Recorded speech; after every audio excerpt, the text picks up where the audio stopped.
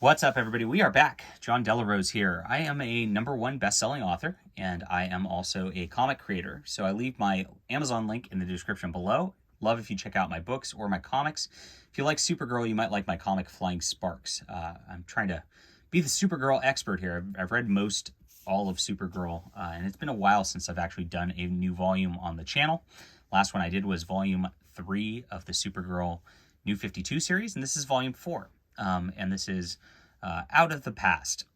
So this is an interesting one. Here it collects the New 52 Supergirl issues 21 through 25, and a Superman 25 and Action Comics 23.1, which there's like Supergirl stories in there. So the last volume I was talking about, there was a character in there named Hell or something like that, and he was actually trying to bring about Krypton and change the past, basically. And this is a change. So Michael Allen Nelson starts writing this here. Scott Lobdell writes the Superman story proper. But now we're thrust in the middle of the storyline again, which didn't really, offer. It was not really done well in Supergirl because it crossed over with Superman. Those comics were not included in the collected edition, so you missed a lot. And you're like, what's going on here? Well, now she ends up at this planet, and this is a kind of a neat storyline. And who does the art on this? I actually really liked Mahmoud Asrar's run on this. It's Diogenes Neves. I hope that's all right. And Richard Bonk on inks on this issue. Richard Bonk's a really great artist. I like him a lot. And interesting style. It's a very different stylistic deal. I think she's not drawn quite as pretty by this penciler. And what ends up happening is there's this planet, and like all their memories are kind of contained in this sort of realm. I don't know, a digital realm or something like that. And they can kind of build anything. They're like a Minecraft server on their planet. And Cyborg Superman ends up being the guy kind of in charge of this. And you don't know who he is in this universe. So she has not met him before, is not aware of him. And he kind of coaxes her that, like, he can bring back all of her parents through her memories and things like that. And it's a really neat little storyline here. So eventually he wants to capture her and get her Kryptonian stuff so he can kind of fix his body because he's a cyborg and he was almost killed. And then it starts to change the continuity of what Cyborg Superman was before this, and we'll get into that in just a second. As Kara Supergirl kind of fights through this.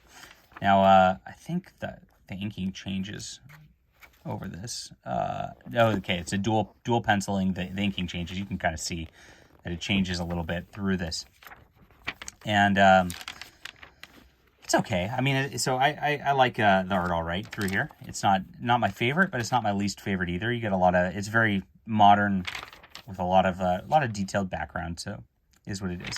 And you get this past of Krypton. Now, it turns out Brainiac is actually wanting this to happen. He wants Kara as a specimen, and he's controlling Cyborg Superman through this. Though Cyborg Superman's kind of rebelling because he wants his body back, and that's all he cares about. So Kara ends up in this like little world where she's stuck without a body after a while, and kind of, quote, killed as Brainiac's showing up. She eventually escapes with the help of the people of the planet there, and they kind of remake her body. She's also dying of a poisoning from the last volume, which is not in this storyline, but once she comes back, it's not there anymore. And you can see actually the art gets better in this issue. What is this? What is this issue? It's not consistent like on the artists, which is kind of annoying through a storyline. Where is this? Maybe there's a super long 25.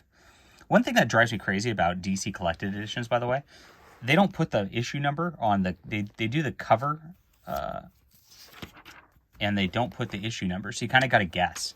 And they do this in the big omnibuses, which makes it really hard to track. And it's it's same penciler, but again a different inker through this, so it looks a little inconsistent comparatively. This is really nice through here, though. Is this the same? Is this the same issue? I feel like this is a different issue even. Oh, it is a different issue again. No, this is the Superman crossover, I think. And the artist is Paulo Siqueira, who I like better. Yeah, it's very much different art. Yeah, this is one I can get behind. And it kind of concludes through here as they go back and they have to face that Hell-El person again. I guess she's already escaped the Brainiac deal before in the last issue. And that's that. Very nice. Look at that. That's some pretty art. So then we get a little like crossover of the Krypton Returns thing, and she finishes off like in the future. She's stuck, and it references that Hell-El thing, and she and Superboy eventually end up killing things.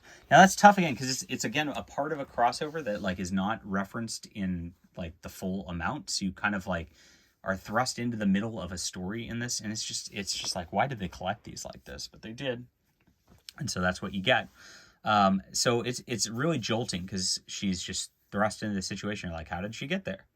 But that's actually a really nice storyline, and the art's really good on that volume. And so this is actually pretty solid Supergirl. I'm looking forward to how this continues. I believe Mike Johnson comes back for the next volume, so they were just taking a break through this storyline. But good stuff all the way around. Oh, I mentioned, Cyborg Superman. It turns out he was like Kara's dad, but he almost died, and Brainiac brought him back as a cyborg, which is a very different version of Cyborg Superman from the prior incarnation of that. So they definitely retconned and changed that. And then, he ends up wanting to save Kara and then turns himself back into regular Cyborg Superman and forgets who he was. It's kind of a weird end to that storyline, which I forgot to mention before. Weird end to the storyline. Art's like mediocre in it until that end part where it's that's actually the Superman art, not the Supergirl art.